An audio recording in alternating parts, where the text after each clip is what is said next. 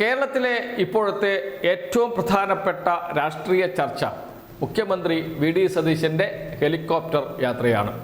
Helicopter കൊച്ചിയിലേക്ക് പോയത് വ്യവസായികളെ കാണാനാണ്, നിക്ഷേപകരെ കാണാനാണ് എന്നാണ് മുഖ്യമന്ത്രി വി ഡി സതീശൻ ആദ്യം നൽകിയ വിശദീകരണം. രണ്ടാമത് നൽകിയത് ഞാൻ കൊച്ചിയിലേക്ക് പോയതുകൊണ്ട് നിക്ഷേപകരെ കണ്ടു എന്നാണ്. രണ്ട് മറുപടിയിലും ഒരു വൈരുദ്ധ്യമുണ്ട്. എന്തായാലും അതവിടെ നിൽക്കട്ടെ, അതിലേക്കല്ല നമ്മുടെ ചർച്ച. നമ്മുടെ ചർച്ച ഇവിടെ ആരും ചോദിക്കാത്ത ഒരു ചോദ്യമുണ്ട്. നിക്ഷേപകരെ കാണാനാണ് പോയത്, സ്വാഭാവികമായും അവർ വ്യവസായികളായിരിക്കും. പക്ഷേ നമ്മുടെ വ്യവസായ മന്ത്രി ഇതെല്ലാം അറിയുന്നുണ്ടോ? ഇതൊക്കെ അറിയുന്നുണ്ടോ? അദ്ദേഹം അറിഞ്ഞുകൊണ്ടാണോ മുഖ്യമന്ത്രി വി ഡി സതീശൻ നിക്ഷേപകരെ കാണാൻ പോയത്? അദ്ദേഹം പക്ഷേ ഇക്കാര്യത്തെക്കുറിച്ച് ഒരക്ഷരം മിണ്ടുന്നില്ല. അദ്ദേഹം മാധ്യമങ്ങളെ കാണുന്നേയില്ല. അദ്ദേഹം എവിടെയുണ്ട് എന്ന് പോലും അറിയില്ല. മന്ത്രിസഭാ യോഗത്തിൽ പങ്കെടുക്കുന്നുണ്ടോ എന്ന് ചോദിച്ചാൽ ഉണ്ട് എന്നാണ് ഉത്തരം. പക്ഷേ അദ്ദേഹം എന്തൊക്കെയാണ് നടപ്പാക്കാൻ പോകുന്നത് വകുപ്പിൽ എന്നതിനെക്കുറിച്ച് യാതൊരു ധാരണയുമില്ല. അദ്ദേഹത്തെക്കുറിച്ച് ഒരു വിവരവുമില്ല എന്ന് വേണമെങ്കിൽ പറയാം. UDF അധികാരത്തിൽ വരുന്ന ഘട്ടത്തിൽ ഇങ്ങനെയൊന്നുമല്ല സ്ഥിതി. മന്ത്രിസഭയിലെ രണ്ടാമനാണ് P K Kunhalikutty. K Karunakaran മുഖ്യമന്ത്രിയായിരിക്കുന്ന ഘട്ടത്തിലും ഉമ്മൻചാണ്ടി മുഖ്യമന്ത്രിയായിരിക്കുന്ന ഘട്ടത്തിലും AK ആന്റണി മുഖ്യമന്ത്രിയായിരിക്കുന്ന ഘട്ടത്തിലെല്ലാം അങ്ങനെയായിരുന്നു. കുഞ്ഞാലിക്കുട്ടിയുമായി ആലോചിക്കാതെ ആരും ഒരു തീരുമാനമെടുക്കാറില്ല. ഒരു മുഖ്യമന്ത്രിയും എന്ത് നിർണായക തീരുമാനമെടുക്കുമ്പോഴും ആദ്യം ചർച്ച ചെയ്യുന്നത് പി കെ കുഞ്ഞാലിക്കുട്ടിയുമായിട്ടാണ്. മുന്നണിയിൽ മന്ത്രിസഭയിൽ എന്തെങ്കിലും പ്രശ്നമുണ്ടാകുമ്പോൾ പ്രശ്നപരിഹാരത്തിന് രംഗത്തിറങ്ങുന്ന ആളാണ് പി കെ കുഞ്ഞാലിക്കുട്ടി.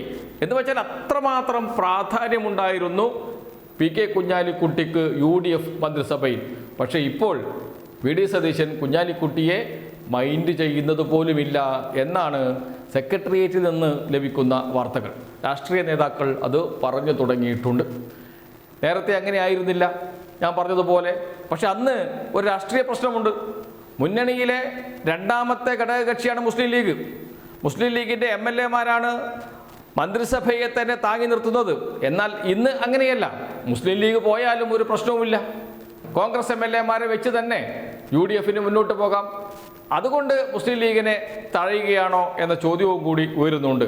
അങ്ങനെയാണെങ്കിൽ അടുത്തൊരു തെരഞ്ഞെടുപ്പ് വരട്ടെ, അപ്പോൾ കാണിച്ചു കൊടുക്കാം എന്ന് പറയുന്ന മുസ്ലിം ലീഗ് നേതാക്കളുമുണ്ട്. പക്ഷേ ഇവിടെ പ്രശ്നം അതല്ല. നിക്ഷേപകരെ കാണാനാണ് പോയത്, വ്യവസായികളെ കാണാനാണ് പോയത്. കുഞ്ഞാലിക്കുട്ടിയെ കൂടെ കൂട്ടട്ടെ. അതല്ലെങ്കിൽ കുഞ്ഞാലിക്കുട്ടിയോട് ഇക്കാര്യം വിശദീകരിക്കണ്ടേ? ഇന്നാളെ കാണാൻ പോയിട്ടുണ്ട്, ഇന്ന് നിക്ഷേപമാണ് വരുന്നത്, ഇത്ര കോടി രൂപയുടെ നിക്ഷേപമാണ് വരുന്നത്, എന്തൊക്കെയാണ് നമ്മൾ ചെയ്യേണ്ടത് എന്ന് കുഞ്ഞാലിക്കുട്ടിയോട് ചോദിക്കാം. കാരണം കുഞ്ഞാലിക്കുട്ടി എത്രയോ കാലം വ്യവസായ വകുപ്പ് മന്ത്രിയായിരുന്ന കാലമാണ്. വി ഡി സതീശൻ രാഷ്ട്രീയത്തിൽ പിച്ച വെച്ചു തുടങ്ങുന്ന ഘട്ടത്തിൽ തന്നെ മന്ത്രിയായിരുന്ന ആളാണ്. കേരളത്തിലെ പ്രധാനപ്പെട്ട രാഷ്ട്രീയ നേതാക്കളിൽ ഒരാളാണ്. ഒരു ഘട്ടത്തിൽ കുഞ്ഞാലിക്കുട്ടി, കുഞ്ഞുമാണി ഇവരാണ് UDF രാഷ്ട്രീയം നിയന്ത്രിച്ചു കൊണ്ടിരുന്നത്. ഇന്ന് അതെല്ലാം മാറിപ്പോയോ? ലീഗിന് ഒരു സ്വാധീനവുമില്ലേ? കുഞ്ഞാലിക്കുട്ടിക്കും ഒരു സ്വാധീനമില്ലേ? കുഞ്ഞാലിക്കുട്ടിയെ അവഗണിക്കുകയാണോ ചെയ്യുന്നത്? മുസ്ലിം ലീഗ് നേതാക്കളാണ് അതേക്കുറിച്ച് മറുപടി പറയേണ്ടത്. മുസ്ലിം ലീഗിൽ ചില അസംതൃപ്തികൾ ഉണ്ട് എന്നാണ് പുറത്തു വരുന്ന വിവരം.